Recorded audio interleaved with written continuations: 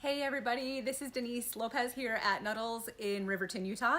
I wanted to show you quickly how I tie off my threads, cut my threads when I'm in the middle of a design that has maybe two parts. So for example, in Qmatic, Tulip Pink's Bumblebee has two portions of the design. So you have to cut the threads in the middle of the design in order for it to jump to the next section. So I've stitched out the first portion of the design, the kind of middle part of the Bumblebee, and I'm at the point where it needs to jump to the next section to start stitching, but we need to cut those threads. You don't want to just leave that long tail hanging there because that will pull on your fabric, leave a mess behind later. So let's get it taken care of now, and I just have a really easy way to do that. So on the screen, I'm going to touch the pull bobbin icon.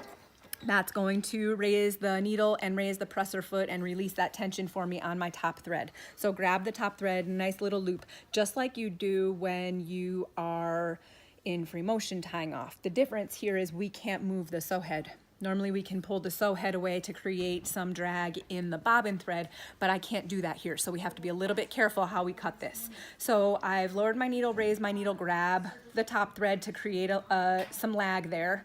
And then I need to take one more stitch, same button, one more stitch down and up. This is what's going to get my bobbin thread up. So can you see the red here is my bobbin thread?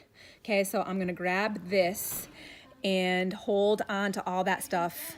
And then I'll hit the check mark on the screen and the machine will advance to the next portion of the design.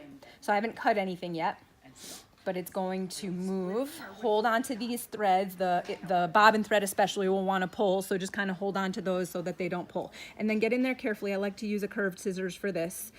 Get in there carefully and cut that bobbin thread. Excuse me, the top thread. And then you have two pieces of bobbin thread remaining, and this is where it gets tricky, but if the machine was still right here, it would be even more tricky. So one of them is traveling, one of them is getting longer. That's the one that's still attached to the bobbin.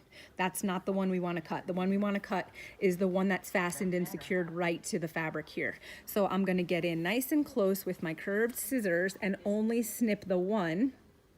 And then the other thread is still a long tail remaining, but now I'm about to start the next portion of my design and I have my pull bobbin icon there. So I'll tap one more time on the pull bobbin icon and that will grab this bobbin thread from over here. It's a little bit tricky to see with the red fabric, but once I pull this, now it's going to grab all that bobbin thread and leave the back of the fabric super clean and tidy, just like if I was doing free motion or whatever. So now I can hit my check mark and it's gonna do those first few anchoring stitches when I start. And then if you need to, you can tap your pause on the screen to get in there and snip all those threads nice and close and go back to business. I hope that helps answer some questions for you. If you have other questions, please let me know. Thank you so much for watching and I hope you have a great day.